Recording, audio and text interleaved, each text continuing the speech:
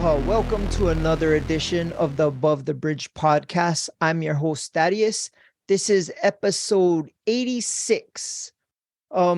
Before we start, shout out to our sponsors. As always, Defend Hawaii. If you go to their website, defendhawaii.com, check out what you like, or they have a store in Windward Mall. No one, go see Chris Meheula. They have all kind of gear for you. They have new drops for summer. They got stuff for girls, kids, hats, anything you can think of. Go check them out. Defendhawaii.com. Use promo code ATBPod upon checkout. You'll receive 15% off your entire purchase order. Next, we have IREP Detail Supply. And IREP Detail Supply is everything you need to clean, make your car brand new, waxes, polishes, vacuums, buffers, anything you can think of to make your car nice, smelling, looking, whatever, detailed. Go check them out. They have a store in Temple Valley Shopping Center. IREP Detail Supply. If you go on their website, irepdetailsupply.com, promo code ATBPod upon checkout. Again, 15% off your entire purchase order.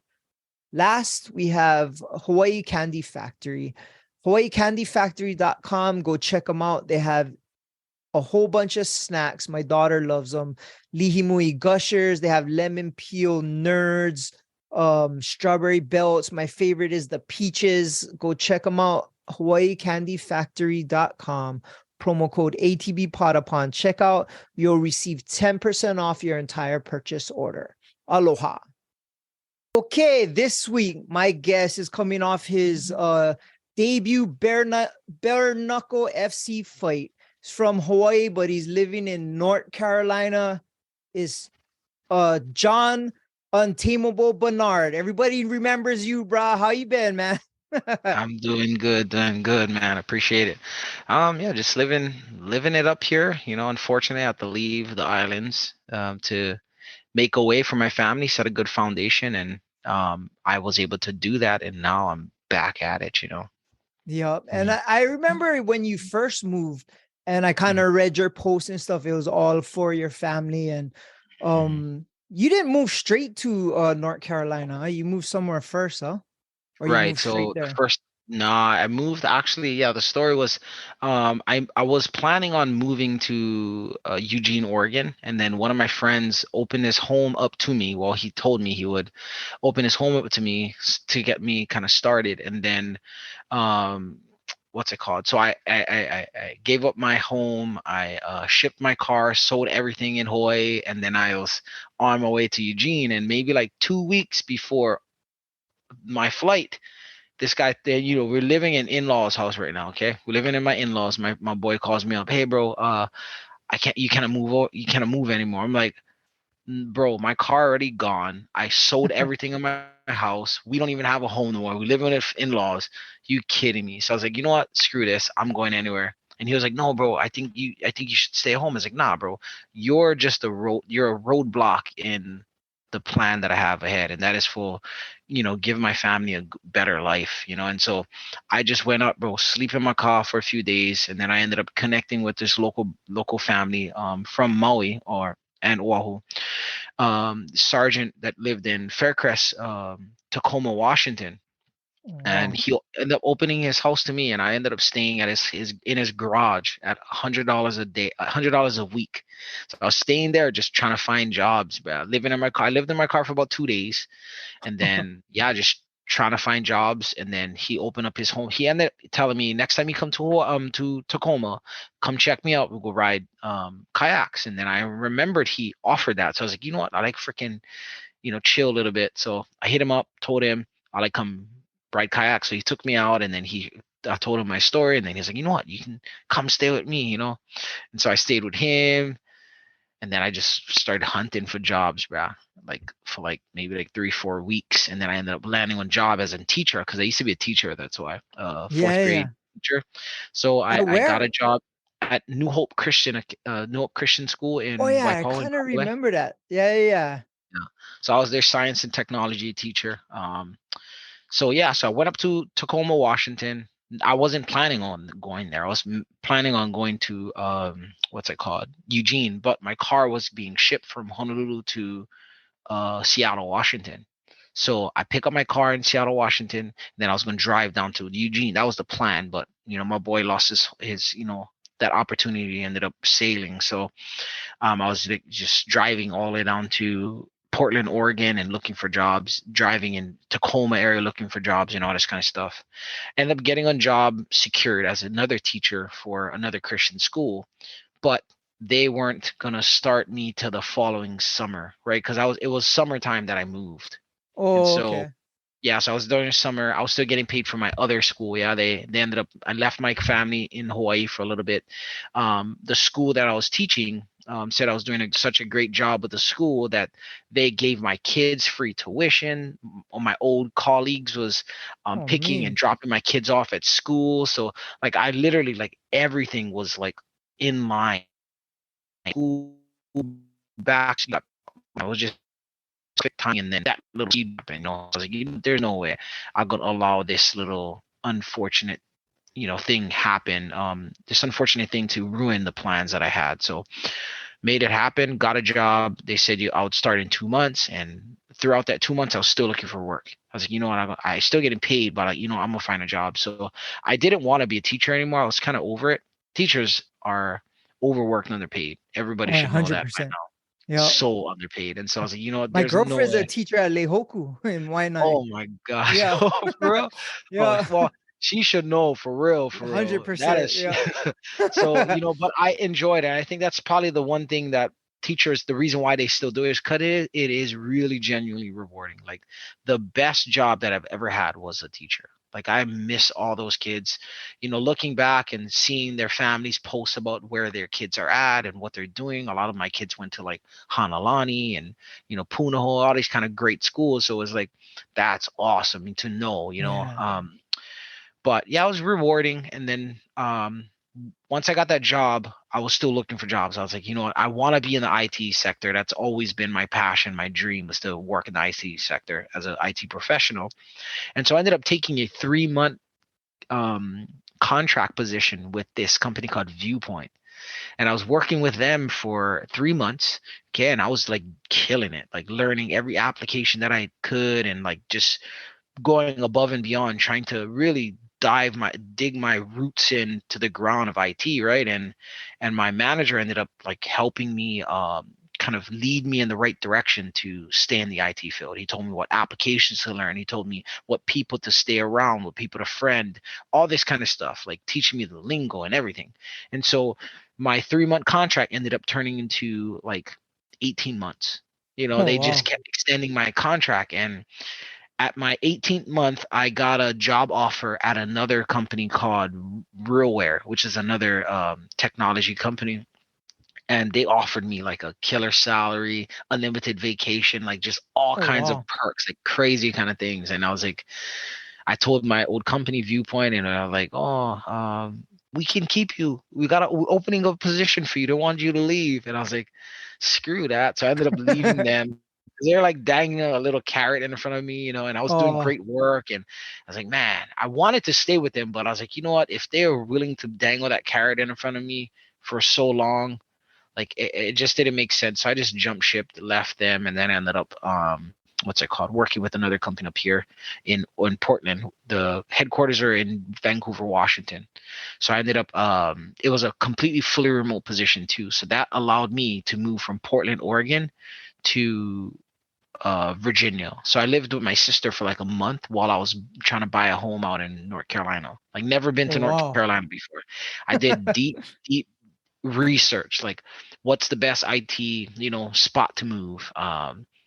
Diversity. I wanted to be in a diverse city, Yeah. opportunities, things to do, and then weather, school system. That was one of my most important one, is the school system. The education system has to be good. And North Carolina kept popping up on that radar as some of the top schools. And then I think the biggest thing that really led me here is the fact that North Carolina has this thing called Southern hospitality, and that is probably like a cheaper version. I don't want to say cheaper. Maybe it's like a discounted version of the Aloha Spirit.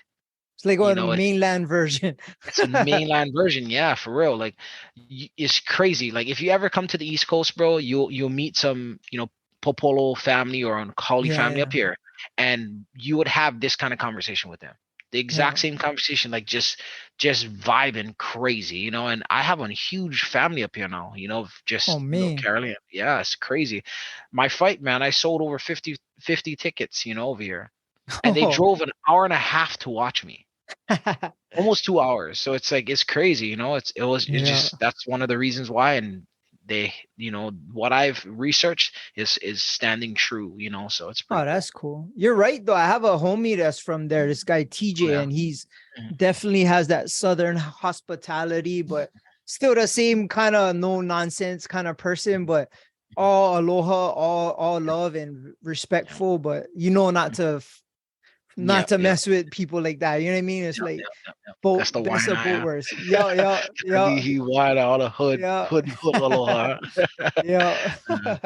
Yeah, yeah, yeah. But shoot, like when you were living in Hawaii, you used to compete a lot back in the day, right? You guys, you kind of started off. What was it called? I kind of remember one of you guys' old Teams. crews.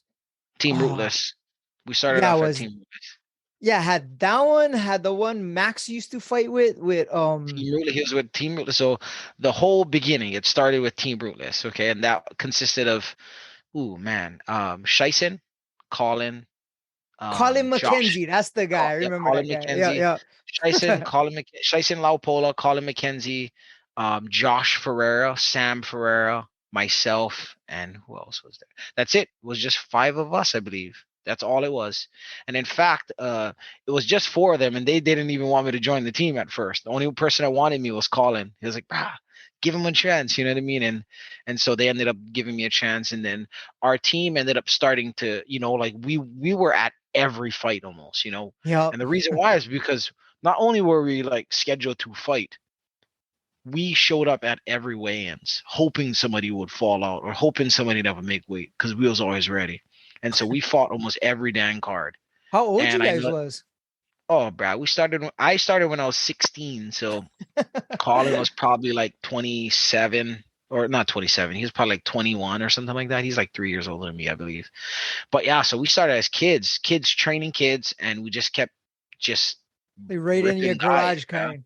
Right in our garage, man. I'll send you some pictures of our garage, and you'd be Yeah. surprised, bro, at where we started and what we grew to and where most of our fighters went. It's crazy, unbelievable. But yeah, we started with Team Rootless, had five of us. And then from that, we grew to like 20 fighters probably in the team. And that's when Max kind of came on board. We were probably still established. We was just starting established. That's when we just started getting known, is where Mm. everybody started to come. John, the Vistantes, Team SYD, they started coming training with us. Devastation guys started coming training with us. Like a lot of people in Hawaii, Hammer House, every gym in Waianae, whether it's garage, backyard, or whatever, started coming to train with us because they seen how well we were doing as a little small garage gym. Yeah, and then from there we had some disputes. So somebody, once they seen how well we were doing, a family member wanted to run and manage the team, and Oh, they seen like they was getting us sponsors, like, all it was like just crazy. Like they just wanted to take us and run us and control us, not control us, but they wanted to help us, right? But Colin was like, nah, we don't like, I don't Colin McKenzie didn't like that. He didn't want somebody coming in and trying to tell us how to fight, where to fight, how to manage the fighters and all that kind of stuff. So we ended up parting from Team Rootless, and we started a gym called God's Army, and we voted like what is the best, that's what I team remember. in I God's remember Army. that. Yeah, yeah, yeah. Yeah, yeah, Oh, this was early 2000s, huh? yeah. It was about, yeah, I would say about early 2000 for sure. Like 2005, I would say, is when we really started, because I graduated 2007. So yeah, about Yeah. 2005, 2004 for sure. Yeah, I Mhm, remember seeing Max fight kickboxing at the O mhm. Lounge. and Oh he was yeah. 16 years old, and he had little Evo tattooed on his stomach, and he had like blonde hair. And I'm Yeah. thinking, oh, this Yeah. fucking kid is action. And I was like, just like, bro, this kid is different. And I just Mhm. remember all you guys was like in his corner. I remember calling, and I was like, oh, these guys like doing something different. Whatever they're doing is kind of building some steam. Mhm, mhm. Yeah, But so you used to fight a lot though, yeah, I fought probably like every weekend almost, it felt like, definitely. But it was worth it, man. I have over 50 matches in combined, and it was like I never wanted to fight. I started training just to lose weight. The only reason why I fought was because Colin was kind of pressuring me into it. He was like, "Bro, you are really good. Like, you should just try one fight." And I was like, "Nah, no way. Just huh? try one fight, and if you don't like it, then don't do it." And I was like, "Nah, nah, nah, nah." And he just kept pushing at it. And then one day he ended up inviting me to corner him for a fight, and he won. But that was the first dose of fighting experience that I've ever had, and It that was was up freaking close and personal. up close and personal, cornering him. Not don't even know what the hell to say. He just said, "Give me the bucket when I gotta spit. Give me water." That's it. And that was just so freaking cool. And after that, yeah, it was man, I just couldn't get away from it. So the next following weekend or following couple weeks, um, what's it called? What's that thing? Not the kickboxing event back in the day at Oh, the man up and stand up. no, before Man Up and Stand Up. Oh, what was It's that? same company. We used to call it something else. Kicking it. Oh, Kicking yeah, it. yeah, It's called yeah. Kicking I It. remember So that. Kicking It was having one event, and I think their champions guy fell out, and that was the guy. His name was Todd Young, and they wanted him to fight him, and we are all at the weigh-ins, and Colin said, "Oh, fight this Howley kid!" Like, looking at him, Brad, this guy had like a flannel shirt, right? And from wine, scoping him out. I was like, he's like, I think I fought him at 160. So I was 162 at the time. I was looking at him, I was like, I could take this Howley. You know what I mean? I'm going to scoping out like, this Howley. Most Yeah. locals think that they can beat up all Howleys. And I was like, I take this guy. I was like, and Colin's like, right, Gary, I think you can beat this guy. And so we ended up going up to the scale to weigh in. And this Holly takes off his shirt, just shredded. I was like, "Oh, what did I get myself into? Oh no, bro, my heart dropped to my knees, and I was just so afraid." I was like, and Colin just like encouraged me. I was like, "Bro, you can do this." Like, he just kept encouraging me, telling me how good I am, and just all of these good. He's saying all the right things, and I weigh in, and I was like, "You know what, bro? I'm freaking chicken, like just scared as hell." Pooping brick, should I say? And Yeah. the weigh-in's done. I accept the fight, whatever. We go to the fight event the next day, and bruh, every single body that knew me or Colin wanted to beat up Colin. Like, everybody. My brother wanted to beat him up. Everybody's like, bruh, just watch John. I'm telling you, watch John. And nobody wanted to believe him. Like, they were all mad. They were saying, if John get beat up, they're gonna beat him up, kind of thing. Like, they're Well, they really thought like, setting you up, kind. yeah, they thought Colin was trying to set me up like that. You know what I mean? Or Oh, or, or Colin was being a dummy because like they knew that Colin knew that this guy was good. All KO, he was beating up everyone. He was undefeated for sake. And so everyone was mad. This Holly was known. He was in Vegas training. Like, he was a known he's a kickboxer in ringer. Hawaii. He was in a ring, bro. I'm telling you, he was smoking all the locals in Hawaii, like, for real. And bro, it was fight time came, and I ended up holding my own against him, and I didn't get a win. I got a draw. I blemished his Oh, record, halfway that blemish. That's a one. point five. You Nice. know what I mean? Yeah. So I Yeah. blemished his record with a draw, and ever since then, bro, I never did. Like, I just fell in love with that sport like so hard. It was crazy, and it's the kind of love that it's like you see when Max when he fight, how that guy, like, he point to the floor, let's swing. Like, Yeah. that's the Yeah. kind of joy that I found for this sport. Like, let's punch each other in the face. It's fun. You know what I mean? It's kind of crazy, but it literally genuinely is fun. Like, people playing baseball or that it's really, really fun to me. It was fun to me. But yeah, Yeah. that's where I started. That's how we started. And yeah, Team Rootless, God's Army, and then you know I ended up actually Colin and Max ended up training. I ended up going to college. I ended up going to college because I started seeing all of these top fighters and the what's it called? Not Strike Force, but X1 and Oh, Elite Icon XC. Sports, Elite Yeah. XC, all those kind of events. They're fighting, and then they're like they'd have one run at their career, and then boom, they would be done. Like they ended up Yeah. doing construction or something. And I was just thinking like, there's no way I like do that. And one day I was working, I was actually doing construction, and um I remember when teacher telling me back in the day, like, John, you're not gonna amount to nothing but a construction worker. And that thought came to my mind at the same time that when college recruiter and call me up, bro. Oh, wow. Crazy. So this teacher is in my brain telling me I'm gonna be one construction worker for the rest of my life. I'm over here doing construction, and this college recruiter called me up. Hey, you should go to college. And I was like, and I told him, you know what? My freaking teacher told me I'm gonna be a construction worker, and I'm a freaking construction worker. That is wild.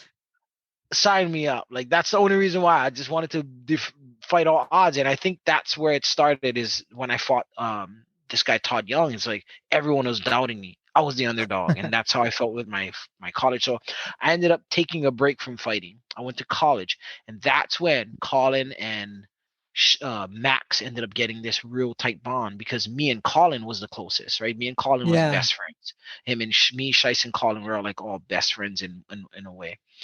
And while I was gone, Colin wasn't training me anymore. So he ended up focusing his time on Max. But at that time already, Max was already kind of I guess under my wing in regards to coaching and stuff like that. At the time, not too much people wanted him to train with the gym too. So he kind of went through the same kind of upbringing that I did, where nobody wanted me Oh. to join. You know, I was this ugly fat kid, and Max was this big headed, big eared kid. You know, no, like we're not great, but we had heart, you know, and so nobody wanted to give him a chance. So I was like, you know what, I'll help him, I'll train him. So I started training him before everyone started coaching him. Then I left, and I think that's why me and Max really is similar when it comes to our fighting, like aggression and our entertainment kind of thing, is we kind of started around the same. Well, we kind of was training the same type of aggressive style. We both like the same style of sparring and all that kind of stuff. It's crazy. Like I remember when Max would spar, and I'd keep beating him up, and he would cry to Colin, like literally cry to Colin, like, bro, how come I kind of beat up John? This guy had been away from the gym and the ring for like almost 3-4 years, and I still cannot beat him up. And I just remember that it just was just fuel to his fire to just beat me one day, you know what I mean? And I stepped away, and then boom, maybe 3-4 years after coming back, this fricka's, you know, me ready to fight in the UFC, and I'm like, damn, that was quick, you know. It was Yeah, like blink of an eye, man. yep. Yeah, it was fast, bro. And I Yeah, remember it he was, man. fought like that I seen him in 16, and then I'd follow his MySpace and stuff like that. And That then was it. all of a sudden he fighting Harrison X1. I'm just like, bruh, you fighting Harris. I was like, bro, For that's an real, man. OG. Like, oh, this is Uh, nuts. And then he beat him, and I Harrison was like, Hammer, yeah, bruh. And I was like, oh, this kid is and action. And then Bryson. yeah, he fought Bryson. But it's like, well, I guess that you had a hand in his upbringing, and Oh, for right, sure. let's put that that never back down mentality, put your feet in the mud and let's go kind. It's For sure, man. that Yeah. definitely shows, Brian. That's definitely how you fight too. But I gotta admit, your bare knuckle fight, Brian, you seem way more slick, Brian. Like you had way Mhm. more movement and angles. Like Yeah. I don't know if because never had gloves, it looked better. I don't know. But I think your last fight, I remember watching you in fight when OG2 was Tony the Tiger. Mm-hmm. That was, I don't And know if that was your last fight in Hawaii, but that that was was the last one I seen you fight. Yeah.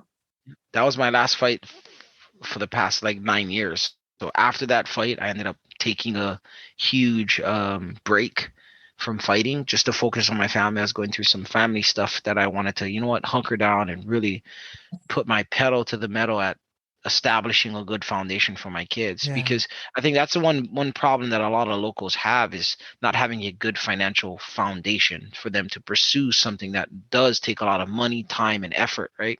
And Yeah. so I knew if I kept pursuing this fighting stuff, I might leave my kids in a very bad financial situation, right? So I was like, let's focus on that. Go to school, started my career and all that kind of stuff. But yeah, that's literally why I took a break. And then what I did is I started boxing up here. I tore my ACL 3 times, right? And so Oh that's why I was like, shit. I got to take a step away from MMA, because that's causing me to not work. I cannot work for a few Yeah. months, and I was like, that's taken away from my family. So I was like, you know what? Once I can get into IT, then now I can rest my body. I can train and not have to worry about doing construction, right? And busting my body down. So Yeah. that was the pivoting moment where I was like, you know what? I can get back into it now. I have the financial stability. I have the home. I have my kids in great schools now. Everything is working really, really well for me. So now let me go back. So I ended up finding a gym out here in Charlotte called Top Tiger Boxing. The owner is Andre Miguel. This guy, freaking solid guy from Brazil, like Portuguese, Brazilian. So that old school style of coaching and all that kind of stuff that I would get in Hawaii, I got here.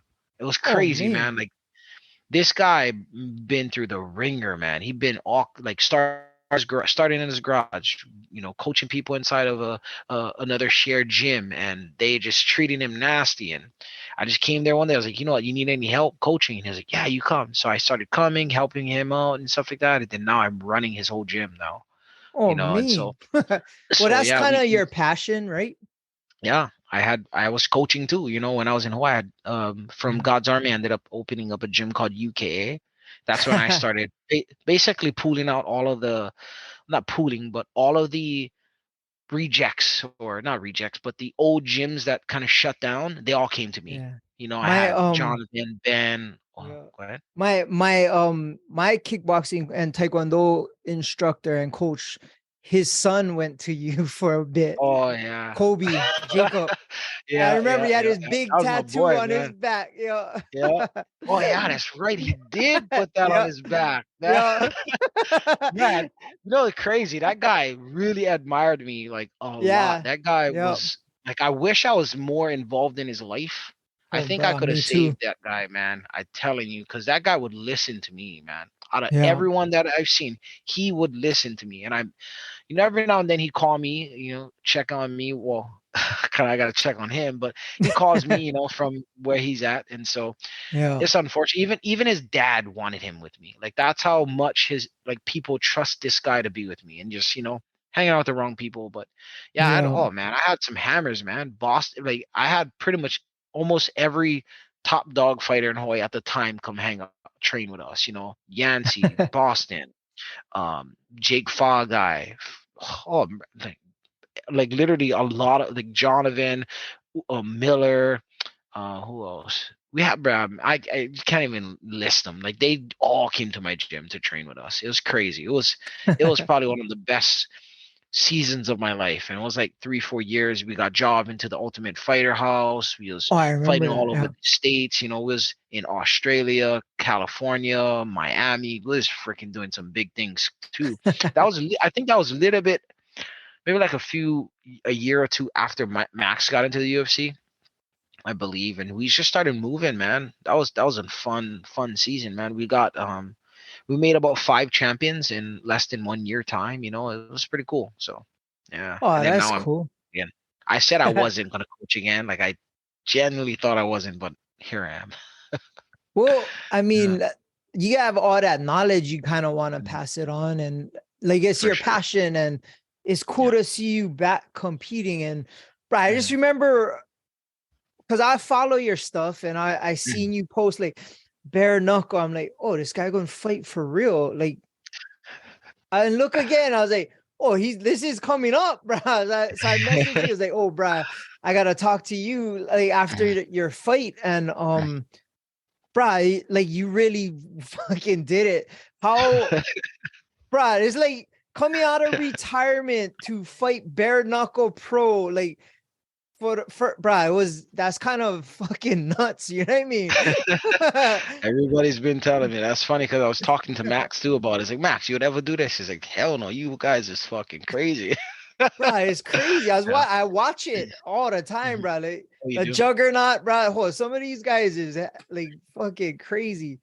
Yeah. And what was cool is that I watched the one right before yours one when it had Luke Rockhold and yeah, Perry. Yeah. Mendez and Yes, fucking and that fight was major. that wasn't good. And Mendez Yeah, is an animal, man. yeah. That was like the only guy. Like when I got the call to fight bare knuckle boxing, I just threw my name out there. I was actually trying to fight for another organization called BYB, but the the matchmaker, I don't know, he's just kind of giving me the run around and stuff like that. And so I was like, you know what? There was this guy that was posting like, oh, looking for fighters and all that kind of stuff. I was like, hey, I'm down to fight. If you can get me like some bare knuckle boxing or pro boxing, I'm down. And then he's like, oh, well, I can get you. They're looking for a 155. I was like, sign me up. I was like, you Well, sure you you know normally anything? fight less, huh? Yeah, 135, 125. That's my weight class. But I've been trying to find boxing, bro. I've been trying to find kickboxing, boxing, all, and these promoters, man, up here, it's hard to find matches. I met a promotion up here. They said you like fight, you got to pay $1,400 to fight or $1,500. I was like, For what? you to So fight. yeah, you got to pay. Yeah, I gotta buy my own opponent. Like that's how they do it up here. It's crazy, blows my mind. I was like, what? So I was like, oh, I guess that's out of the picture. And I started to get desperate. I was actually gonna buy my own fighter. You know what I mean, to fight me.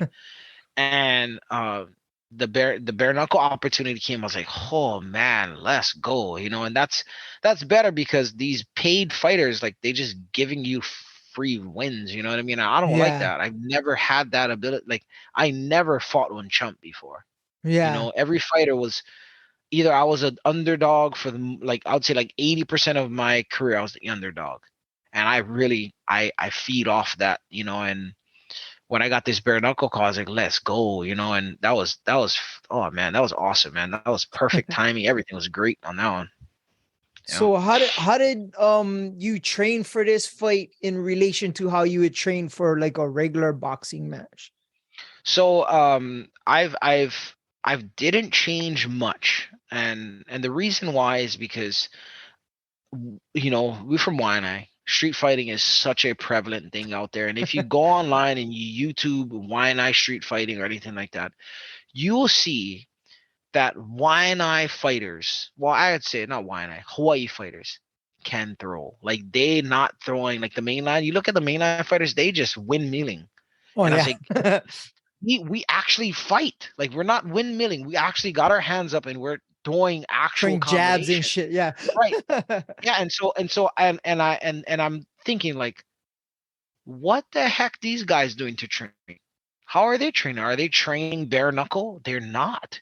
They just hitting bag like with boxing gloves, getting their cardio in a good place, right? And that's it. So why do I need to change the way that I train to prepare for this fight? Yeah. And that was the thing. And the only thing that I really did change is looking at all of the pro bare knuckle boxing fighters. One of the top things that happens is they break their hands.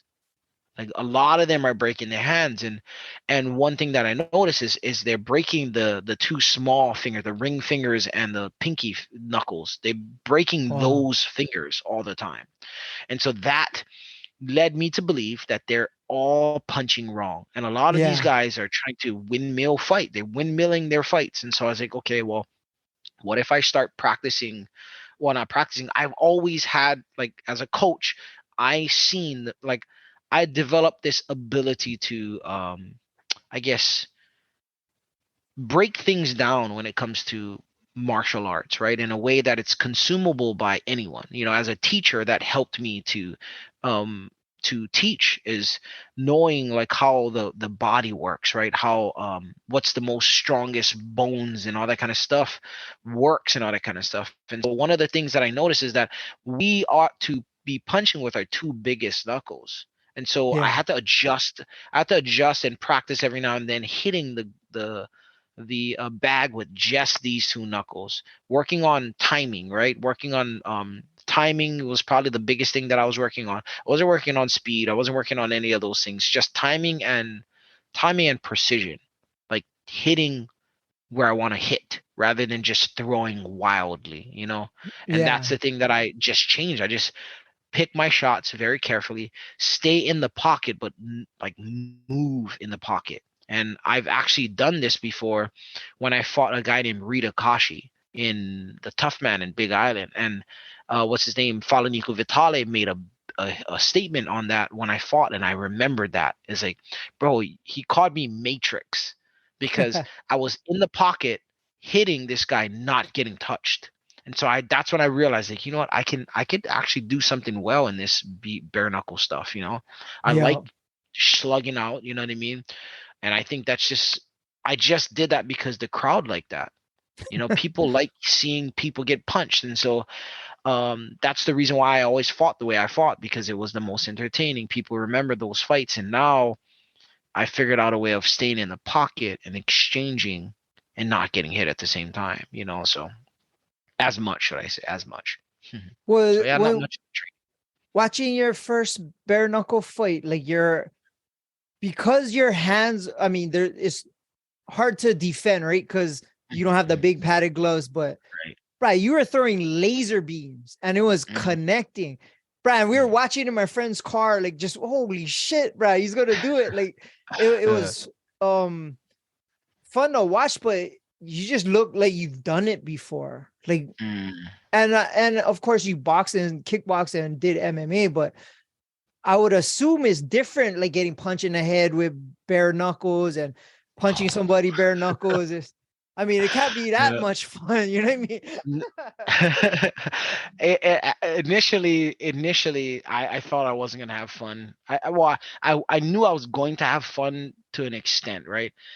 The one thing that I was worried about is getting cut up and all that kind of stuff and hurting my Yeah. hands. But once I realized that when I choose where to punch with what part of my knuckle, I feel like I got more control over the potential of injury. And so that's what Mm.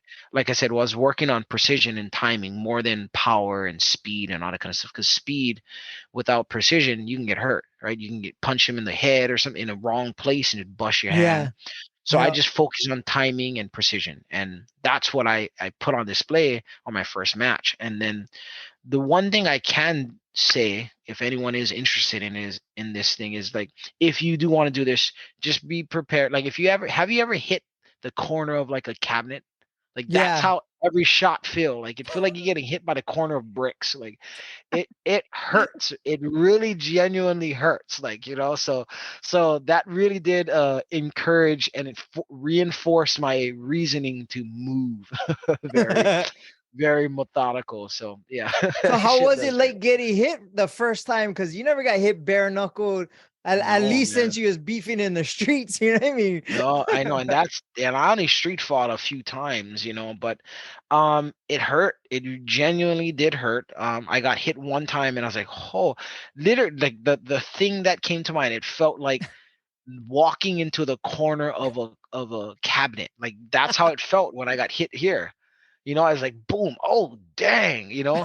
And the other thing too is I did a sparring session with a guy, Bryson Kamaka. Yeah. So I sparred with him with MMA. We're doing kickboxing, or actually just boxing with MMA gloves. And like, he was beating everybody in the ring, like the gym. Nobody wanted to spar him. I was like, let's go. You know what I mean? As I'm down, you know. And so I ended up sparring with him and just banging him, you know, and that's another reason, like, frick, I can do this, you know. Like, boxing with MMA gloves is dang near close to bare knuckle Yeah. boxing. So Yeah. I think that was probably the biggest thing. And I was looking at how I was sparring him, and I was like, ah, shit, I think I can handle this, you know. If I can take one shot from Bryson Kamako, I guarantee you can take a shot from majority of the fighters in the Yeah. bare knuckle boxing, because Bryson could hit, bro. Oh That guy yeah. could crack, yeah. So Yeah. that was another thing. And you know, I was told over the years that I got a pretty decent chin, so I was willing to put that up for a test, you know. So So your opponent, bro, I seen, because bro, I follow, this whole thing. I was like, oh, you gonna fight. I'm watching the weigh-ins, like everything. Like, and he's kind of trying to punk you out at the weigh-ins, and you just kind of nodding to Smiling. him. Yeah. What Yeah. was he telling you? Smiling waves. He said he gonna smash my face and he gonna make me bleed. You ready? And his thing, all that kind of stuff. And I just started laughing, like, you have no idea what you just signed up for, Like that's all I could think. Like, and it wasn't, I generally didn't think that I was gonna do what I did to him that fast. I just knew that I was gonna take him to deep waters and he was gonna drown. Because my Oh, fighting God. style is just to smother the crap out of people with crap ton of punches. And I do that now every day when I'm at the gym. So I was thinking that I was gonna just beat him up over and over and over until I just won by decision. Like genuinely, that's what was playing, replaying, and overplaying in my mind. Is that's what I was gonna do. And that's what he was telling me, and I was like, I could guarantee. I was just looking at him like he's guaranteed underestimating me like a mother trucker. You know what I mean? He has no Yeah. idea what he's in for. I ended up pretty much hiding most of my fight videos and all that kind of stuff and all of my training videos. I tried to Oh, for hide. real? Yeah, just so that he don't know what he walking into. Because I generally thought if he seen what I You was start capable Googling of, your name and shit. right, I thought he would like pull away. Like I thought he would pull out. You know what I mean? That was my thought. It's like, yeah, if I keep posting crap, he gonna pull out. He gonna see what I can do. He gonna pull out. And that was my not being cocky or anything else. I just really wanted to fight. It's been a long time. I was really, really itching to fight. And so, yeah, I ended up doing that, and he was just saying he gonna make me bleed and all this kind of stuff. And people here that knows him were sending me like videos of, or sending me screenshots of his profile. He ended up blocking me on social media. I didn't even Oh, know he had before the social fight. media. Yeah, before the fight, he blocked me on social media, and one of my friends, Josh Oxidine or something like that, he fought on the BYB for the 135-pound championship.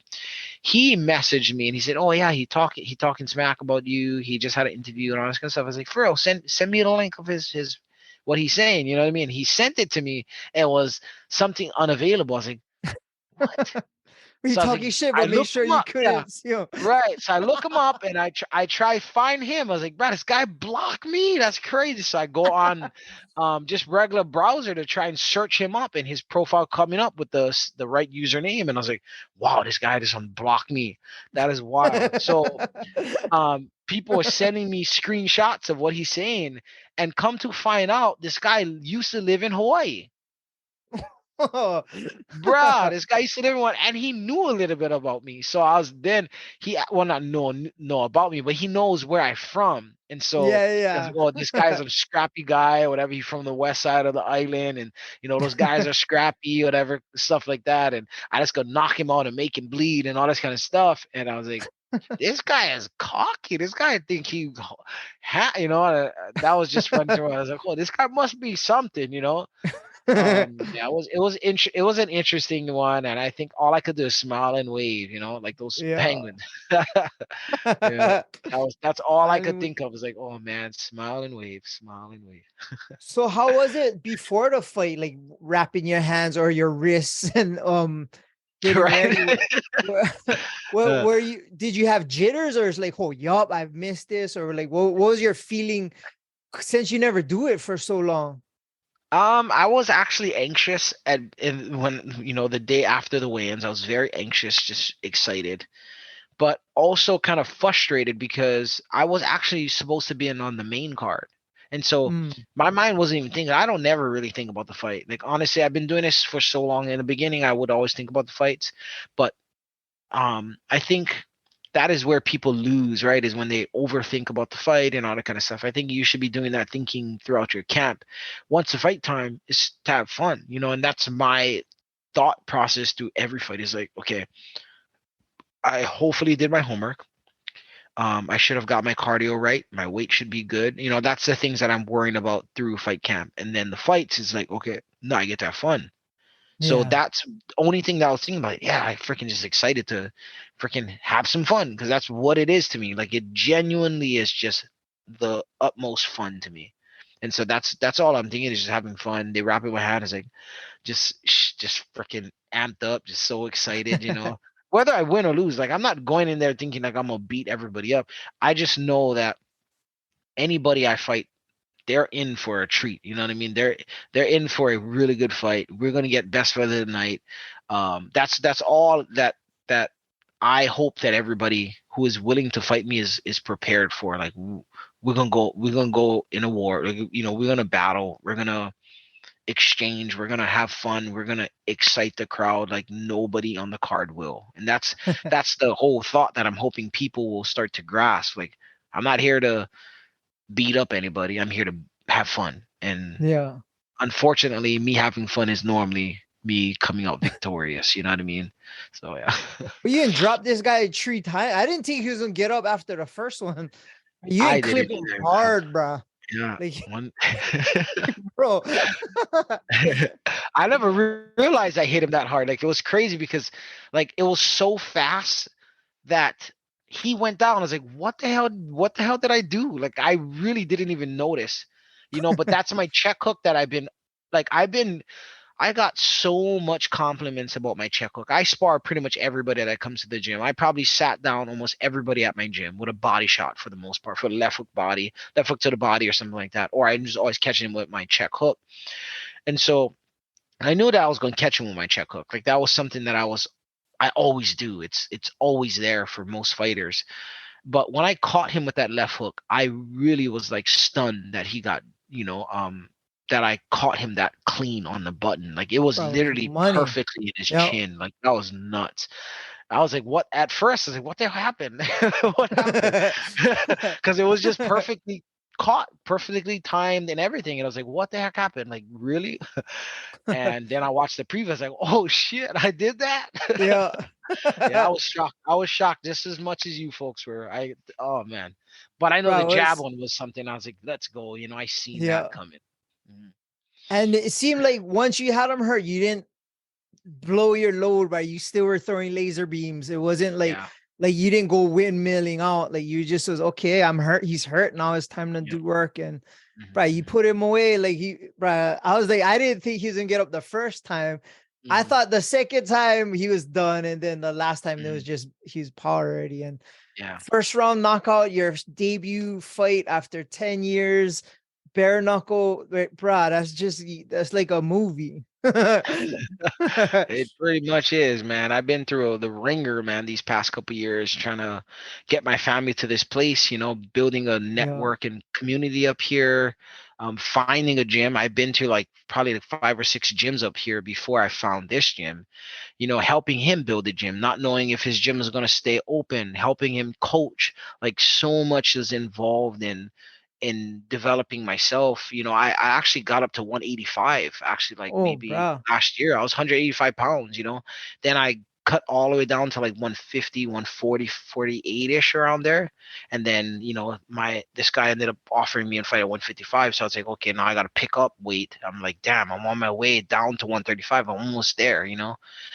So it was an unfortunate thing, because I had to gain weight. Like the day of the weigh-ins, I freaking end up eating at freaking what's it called, Texas Roadhouse. You know what I mean? To gain weight, because they told me that I only can be 5 pounds away from the weight class. I cannot be Oh, like, say if I was over like or under? 140, yeah, over Oh, or under. wow. And so, well, actually, I cannot be over. Under. Only can be Yeah, one yeah. pound over. Well, Yeah. under, I gotta be within 5 pound grace. And I was like, oh shit. So I Oh, had to that's a gain. good, that's something different. Not only cut weight, you gotta gain weight. Yeah, so that was the easiest thing ever, and that's Yeah. good because again, I wanted to enjoy this time and just give Hawaii, what they always expect to see whenever I jump in the ring. And so that was nice, for my first match, not having to cut weight. So now I want to get down to 135 because that 135-pound weight class looks pretty tasty. Yeah. And Yeah. bro, you damaging people at 155, it might 135. Uh, It might not feel like a cabinet getting hit. But bro, one thing I did notice was how mhm, much love and aloha you got from Hawaii people. Like your mhm, shit went everywhere. Like every yeah. post, I would see it. People were reposting, and I was like, "Oh, bro, this guy's been away for that long, and he's like not even just in the mainland. Like you went the mainland and then went all across the continent. Like Hmm. for that much love and people still supporting and checking you out, like it made me feel good, but it must have made you like to the moon, bro. Still repping the flag, still Oh showing yeah. everybody you still got it, still showing Mm. the love from where you're from, and to have it reciprocated by so many Hawaii people must have felt cool. That was, man, because I never thought that I would. I never thought that I was gonna have the same support that I had back in the day. Because, I felt like had a pretty decent following in Hawaii. Back in the day when I was fighting. It took a while, right, for them to really recognize, me and my potential. But for me to take 10 years off and then come back, it just made me feel like they've been waiting for like someone to kind of bring that excitement back to Hawaii, because it seems like Max was probably the icon that's been doing that. Who Yeah, else?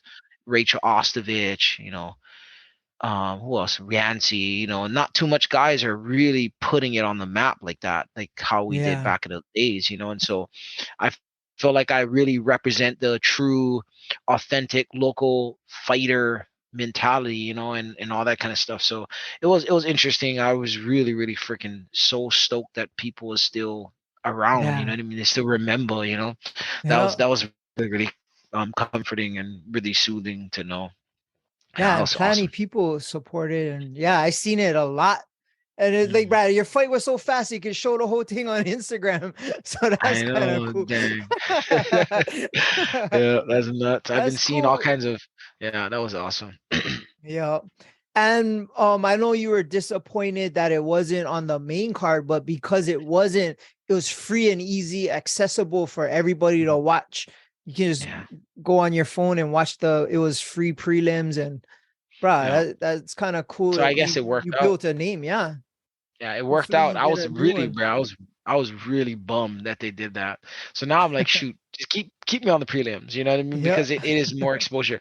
The promoter is in it. The promoter and the matchmaker is like, bro, it's better you actually fight on the prelims because there will be more eyes there. And it's like, Yeah. okay. So they ended up putting me there, and I was like, oh, what a way. I told the announcers, like, I'm gonna set the stage at a very high like bar. Like, you guys put Yeah. me first, the bar gonna be hard to beat. You know what I mean? Um, I wasn't able to, like, it was high. I set it pretty high, but there was some pretty really good fights that really kind of took the shine. But overall, I feel like I was very pleased with my performance, and I definitely Yeah. put on for Hawaii and Yeah. represented Hawaii in a scale that is really good, because honestly, not that much Hawaii fighters been doing good in this bare knuckle stuff. Yeah. Majority of them losing, unfortunately. And Rachel got a win, I think. I don't know if Yeah. she how many fights she fought on. I think She did one, one, or I I think, think. yeah, Yeah. Paige, yeah. And Yeah. that was it. You know what I mean? She got her dub. Who Who else else? fought on that from Hawaii? Kendall? Did Kendall Zane, fight? Kendall Grove, he Yeah. lost. Zach Zane, I think I Oh, think Zach yeah. Yeah. lost too. Maui, yeah. Toby, yeah, Toby Mishek, he lost. He got a couple of Oh, matches on there. He lost. Jonovan, who else? Del Sope. I think Del won one or two. I oh, think, but I know he lost a few as well. But no one was really getting traction in this bare knuckle stuff. I know Rachel got a lot of eyes on her match because oh, that yeah. was a freaking smoking match. Was like the But two now, hottest chicks beefing without gloves. You know yeah, what I mean? right. That was not supposed to have happened. I don't know. That's They a just beat each good, other's yeah. face up. Oh my gosh. Oh man, that's Yeah. wild. Yeah, that was So cool. I you're ended up reaching out hoping, to her too. what is Go that? ahead. You're I ended up hoping reaching out for, to Rachel, oh, and then yeah. she was telling me, be the first to land. You know what I mean? Don't Yeah. make sure you land first, because punches hurt or something like that. I was like, okay. That was so funny. So, shout out to Hell her for yeah. giving me some some advice and stuff like that. Oh, that's kind of cool. And you paving the way. Mm. Hopefully, like you said, you can get a fight in your own weight class and bruh, keep this thing moving. And bruh, I feel like you're just getting starting and you look Yeah, for fresh, sure. bruh. It wasn't like you had any rust or nothing. So hopefully Mm. it's just can keep building. Yeah, for sure. I'm trying to. Hopefully, we can get this thing to Hawaii, man, because we got a crap ton of talent in Hawaii. Oh People yeah. don't realize it. This bare knuckle stuff is perfect for Oh Hawaiians, yeah, like 100%. perfect for Hawaiians, and that's why Yeah. I've been talking to some key guys up in this promotion, and this is a legit promotion. Yeah. BKFC is legit. It's really cool. They Yeah. really take care of the fighters like really That's what I've well. been hearing. Yeah, and so I've been talking to some guys within the BKFC management and promoters and stuff like that, and they really want to bring this to Hawaii. And so we're making, hopefully paving the way for that to happen. I thinking probably next year, they're saying that they're gonna Oh, most that'd be likely get it to cool. Hawaii. So I got them connected with some guys, and so hopefully that's gonna happen. And bruh, if Oh, if you that get not to gonna be fight, sick, if man. you get I'm to fight in Hawaii, bro, that's gonna be I'll be That could be front row for epic, that man. shit. Yeah, Yeah. for sure. I'm bro, fingers crossed. Imagine on fight card, like Yeah, me, Rachel, Jonathan said he wants to fight again. So I was like, all of the old guys that already fought there. Too bad Dell cannot fight anymore, but yeah. having all the guys that already fought and just so much talent there. Imagine Harris coming back trying to do some bare knuckle. Oh, you'd be Khalil a good Kwan. one. Bro, Yeah. all of these OGs, they still can, bro. I tell you. Yeah. A lot of these guys, they kind of older too, and they still thumping, man. So Yeah, them two just yeah, in them two because I sparring. had Khalil on recently and he told me Mm, like him and Harris because they teach together at training. Hybrid Yeah. House and Mm, they went spar for and smoker. I'm like, bro, you mhm. guys been fighting all the you don't have it out of I your know. system yet. And they're Nope. still all love, bro. They still go, they say, And oh, they even when still they good spar, too. they yeah. That Yeah, ain't I've never seen gonna some leave, videos, bro. man. That's crazy, man. And I Yeah, and that's what I inspired to be like when I get older. Still yeah. banging these young bucks and you know, showing them uh, some respect. yeah, some Yeah. accurate. Mhm. Bro, other than your fighting career, what I noticed a lot from knowing you and talking to you at all these other events was photography. You're into that shit. Huh? You're like heavily into photography, and you would capture at least from when I was working with Destiny, like some mean shots, like professional quality shots. And you still Mhm. doing that photography and stuff? I am actually. I just shot a event this past Saturday of some professional boxing up here. And yeah, I got some decent shots again. I haven't shot, ever since I left Hawaii. Hawaii was actually no. I shot I shot two events in Washington, and then I've shot a bare knuckle event out in South Carolina. I've shot a professional boxing in South Carolina. I shot a pro boxing and pro MMA event in Charlotte, North Carolina. So that's pretty cool. I ended up doing photography because I was actually creating most of Destiny's posters at one point. Yeah. I was creating posters for them and for Tough Man and for a few other events. The Mighty Sunset Barn Grill events and stuff like that. And what I noticed is whenever these fighters were sending me photos for the poster, it was just garbage quality. And so it would mess up my posters. So you know what? I just gotta take my own damn photos. We on the island. It shouldn't be that hard to meet up with these guys. So what I did is I ended up buying me like studio lights and stuff like that. And then I started having the fighters, bro, telling Destiny promoters to send the fighters to my house so we can get some good quality photos. They'd Oh come to my man. house. I'll do my photo shoots of them, and I would practice at the fights. And one of the things that I found is sports photography is probably the hardest photography to get into. It's very hard Hmm. to capture those moments because it's just going. And Yeah. so I ended up shooting as if I wanted the photos. So like, I was Oh. picturing myself as the fighter and capturing the images that I would want if I was the fighter. And so Oh, that that you helped would me think a lot. look cool for if that was me. Yeah, you know what I mean? Yeah, if that was me, I would like that shot, you Yeah, know what I that'd mean? be on Or my even if I was a corner, screensaver. you know what I mean? Right, exactly. And so I wanted to make sure that I capture moments that they're gonna want, right? Because in a lot of photographers, some photographers will catch photos and they think it's like the best thing since sliced bread. They have no idea. The fighters think that's the most rubbish photo ever. And so I noticed that, and I was like, you know what? Let me try to capture it through my lens as a fighter, and that's what kind of helped me. And I ended up getting a lot of help from Greg Hondo, which is one of the OGs out there in Lori K. And those two individuals were like the top sports photographers in Hawaii, and they knew how to take photos. They got some killer shots of myself that I was like, oh, I like this. So they Yeah. actually set the precedent on what is some killer photos for me. And ever since then, they would teach me what kind of things to look for, when to shoot, what kind of cameras, and all this kind of stuff. And that's what got me to where I'm at now. And now I think I do a pretty decent job as well, Yeah, with the for photos sure. for the events. Yeah. Yeah. I like it. It's really fun. It also allows me to stay involved in the community, the fight community. That was another thing too, is like I can see what's on the market, you know what I mean, when I'm ready to Yeah. beef again. So that was one of the ways of me staying involved and watching, these guys, and picking out their flaws if I do ever fight them. So yeah, that was Always something that I, thinking, huh? yeah, always thinking of the next opportunity. That's why. Yeah. Yeah. Oh, that's cool. So basically, your photography is mostly kind of sports oriented. You're not shooting weddings and shit like that. Nah, that's too much pressure, bro. You know what I Oh mean? yeah. And the other thing too is I don't want to be owned by someone. You know what I mean? I'm a Yeah. freelance photographer. I go to these promotions and I shoot for free, and then I Yeah. charge the fighters for the photos.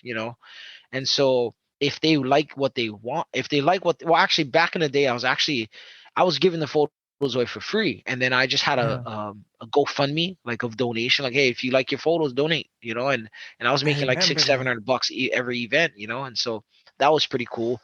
But now it's like a lot of people are out, like, you just should just charge, you know what I mean? And so You now put the watermark I just on put the the picture. watermark. Yeah, you use them if you like. If you like, buy them. Then yeah, hit me up.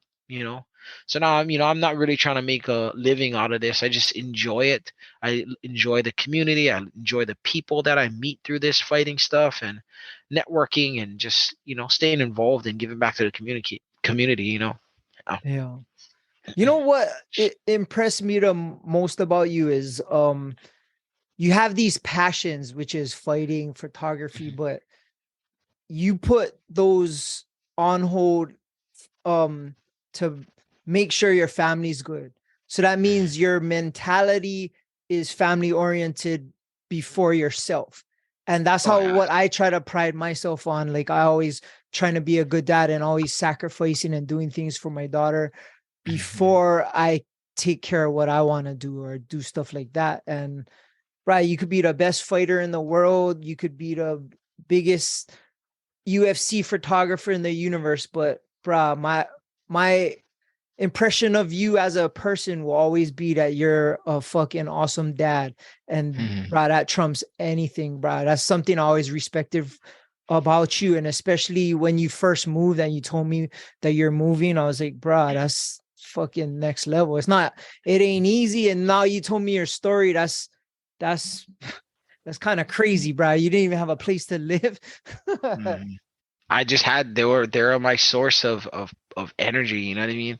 Well, there was a source of never giving up, I couldn't, I was like, I'm actually what's it called? I was actually adopted. So my biological family kind of left me, you know what I mean, at a doorstop kind of, and so that trauma really set precedent for me to want to break those generational curses on my family and my life. And so when I actually found out that I was adopted and all this kind of stuff, that really just made me want to be the best present physical dad that I could be, mentally Yeah. and physically. So, I too as well pride myself in taking care of the blessings that God gave me, and that is my children. And people don't realize that kids are presents. They're like gifts to us, and so Yeah.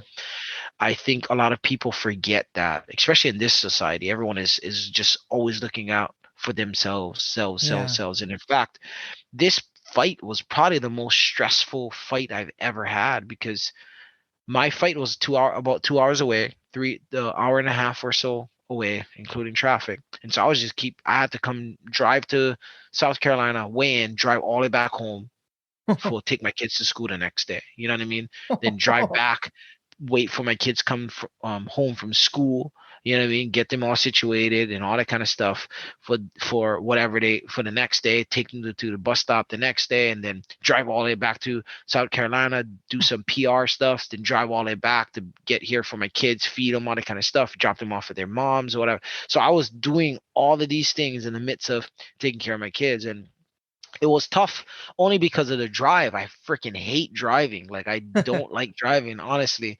And that is draining to me. And so having to do that was really tough, and but my kids is like a safe haven to me. They're my peace. Like Yeah. everything about my kids just brings so much peace to me, like tranquility and just all that kind of stuff. And so it was like a double-edged sword. It was sucky because I had to go there and come back every time, but it was Yeah. awesome because I can share moments, tons and tons of moments, and capture tons and tons of moments with them. So Yeah. yeah, it's really really good. I really really love my kids, man. Like Yeah. people I don't could realize. tell, And then bro.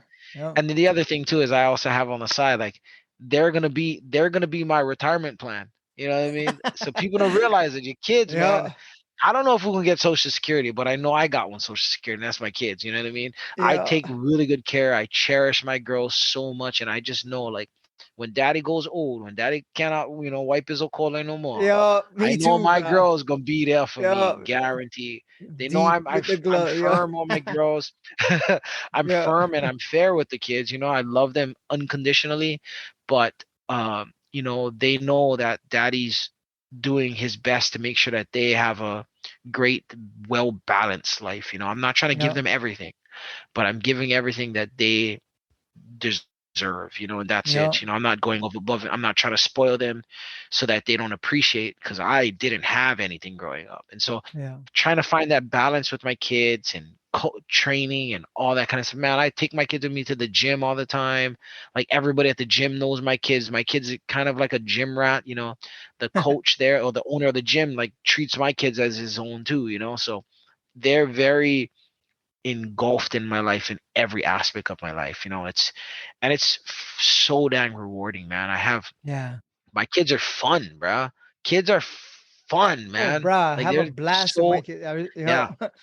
It is people don't realize that when they really put their phones aside, put Yeah. all of the distractions of the world aside, and just spend time with their kids, it is so fun, bro. it's Yeah. it's crazy to see their personalities develop and how 100%. silly they can be, and how much they just want to spend time with you is crazy. It's Yep. unreal, man. It's so crazy how little you have to do to Make them make a kid's yeah, day, bro. It's so little. exactly. It's awesome, man. It's crazy. 100%. And what's cool too is they're watching you pursue your passion. So Yeah. it's always gonna be remembered. Like your kids, like even my daughter, like she'll be watching me record and sees me loving to do like podcasts and stuff. She'll see me doing my passion. So your kids are seeing you do your passion, and that's gonna give them uh an example and the courage to follow their passion, whatever it's gonna be when they get older. It's be fuck that, I can do that. My dad did Yeah. this, and Right. he showed you're teaching by example, not just by verbiage. You know what I mean? That's Definitely. different. Yeah, Yeah, definitely. Absolutely. I think definitely my hard work, like I have this saying, it's fortitude, resilience, and determination is the three pillars of what makes a really strong leader, because there's always going to be ambiguity that we have to face, and there's going to be challenges, right?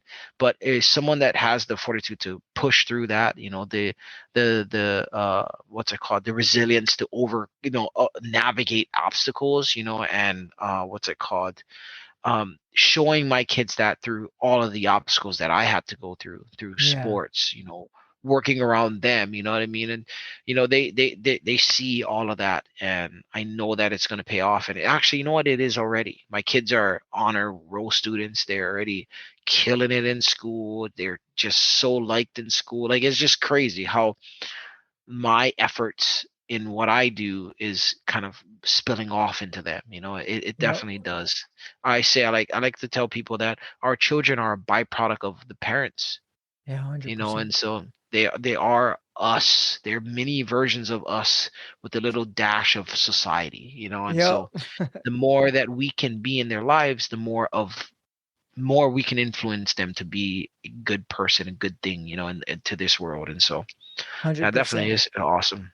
And We do that's a lot one of things thing. together. Yep. And that's one thing too. They're gonna see you showing aloha, and that's gonna be their DNA. Like Yeah, it's what I try that's to in. teach my daughter. Yep. It's in the DNA. The only unfortunate thing is my kids, they losing the local vibe.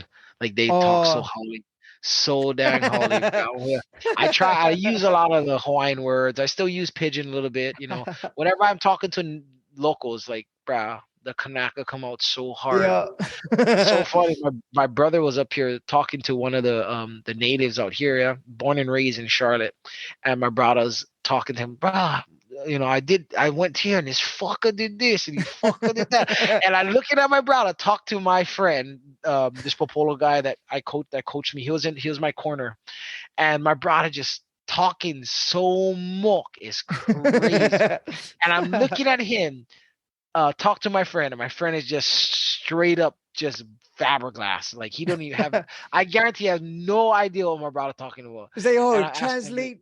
yeah, I was like, you understand what he's saying? He's like, yeah. I was like, you lying ass. You don't understand shit. And he started rolling my brother and started cracking up. I was like, Chris, bro, you gotta turn the volume, not the volume, but you gotta turn the Kanaka down a little bit. Bro, it's so funny. And I The moat realized that translator. whenever I have, bro, I've been having like potlucks and all kinds of stuff at my house, man. People, they love coming to my house. Like I said, I built on little Carolina ohana out here. Like legit, my neighbor is like my sister. My neighbor sister and brother, they're the husband and wife. They kids come to my house every day, just like Hawaii kind. Like I Yeah. was able to create that ohana here. It's unbelievable. And so it's crazy how the aloha spirit can just go Transcend, bro. anywhere, and just it does, Exactly. man. That's It what I've been really does. saying. Yeah. It's unreal, man. And That's the world yeah. needs more of this, bro. It's Brad, I've crazy. been We saying need that more of for this, man. so many times. Like Hawaii's the beacon for aloha, and it's kind of sad because Hawaii losing it a little bit. But Oh, people they like are, you man. and people like me are trying to just kind of build it back and see what happens, bro. It's like the whole, like you said, the whole earth needs it. The whole For earth sure. needs it. And 100%. bro, if it cannot, it gotta start with Hawaii. If it cannot start on that little speck in the middle of the ocean, then bro, we don't even have a chance. Yeah, I know, man. But yeah, But it, that it you're a definitely testament aligns. that it works, bro. Bro, hard. It works real hard. And Yeah. they come to my house whenever they like. Like that's how it was. That's how I grew up, man. Our doors was Yeah. never locked in Hawaii. I Yeah. lock my doors here, but in Hawaii, bro, You like you you don't keep lock your the ute, door, bro. man. Yeah. I still got all my stuff here so far, but yeah, Yeah. my neighbor was talking to me how she's been in this neighborhood for like 15 years. Never did talk to any of her neighbors. It's like, what? And that blew my mind. I was like, bro. First So day, I was you like, know what? what's up, sister? Yeah. no, no, actually, well, what's up, brother? Because then the husband was Oh. outside cleaning his yard. I ended up going next door, started helping him clean his whole yard. And we just cleaning his yard and doing all kinds of extra stuff, just helping him clean his yard. And then after that, he was telling me, "Oh my wife's so happy, bro. I never cleaned up this yard for so long." And blah blah blah. And then ever since then, like I invited them to a birthday party. They came over, brought their kids. My daughter, my middle daughter, Aliana, kicked it off with their daughter, and bruh, we just like Best family now. friends. We Yeah. literally family now. Like she called me her Carolina. She called me Ohana. She knows the word Ohana. In fact, she named her daughter one Hawaiian name. Oh It's me. crazy. It's unbelievable. It's just, bruh, Hawaii needs to get their act together because they need Yeah. Hawaii is needed, bro, in this world, bro. Aloha is 100%. needed so bad out here. It's Yeah. crazy, man. It's crazy. Yeah, that's crazy. That's killer that you brought that up. Well, shoots, bro. We've been going for over an hour, and I know it's getting late up there, so we can try to wrap this up. hopefully you get a fight coming up soon, and we'll be watching your career. And bro, just keep doing the thing. And you already know Hawaii supports, bro. And it wasn't hard. It wasn't hard to find, bro. You were everywhere. Thanks. And if people want to find you, where can people find you on Instagram, or if you're on any YouTube and stuff like that? So on YouTube, I am under JONBD61. That's my YouTube channel that I had since day one. But on every other platform, every single platform, I'm at Untamable 61. That's Twitter, Facebook, Instagram, LinkedIn. Like literally my website, I got a website at untamable.net. .com was stolen, so I couldn't use that. But untamable.net, you can find everything you need in regards to sponsors. And you can check out some of my sponsors. They they actually develop the my fight clothes and all that kind of stuff. So if you need any gear or memorabilia or any of that nature, definitely check out my website, look at my sponsor page or my fight page, and give some sponsors some love. And then I'm always on Instagram. If you see some fun videos with kids, man, I'm always posting my babies. So it's always a good time on my Instagram. More, not too much. I try to do like a good balance between my family stuff and my fighting, but I think most of my content is really revolved around my family first, because it is probably the most rewarding thing ever out after the fighting stuff, you know what I mean, and my relationship with God. So yeah. Oh, right on. That's bro, well said. That makes sense. And for us, you can always find us at Above the Bridge Podcast on Instagram, our YouTube channel. Our website is atvpod.com, and my personal Instagram is Daddy High. All right, brother. Well, I hope to talk to you soon, and I appreciate you coming on. I know it's late in North Carolina, and you guys gave us McCaffrey, so I'm happy about that. That's one good thing that I know about North Carolina. Oh, that's not my team. They so now all of their everything else besides their football team is I'm with, like the Charlotte Knights and then the Charlotte Hornets. Okay. I'm fans of them, but the Carolinas can kick rocks. Yeah. You're I'm a straight Pittsburgh fan Steelers, all the way, baby.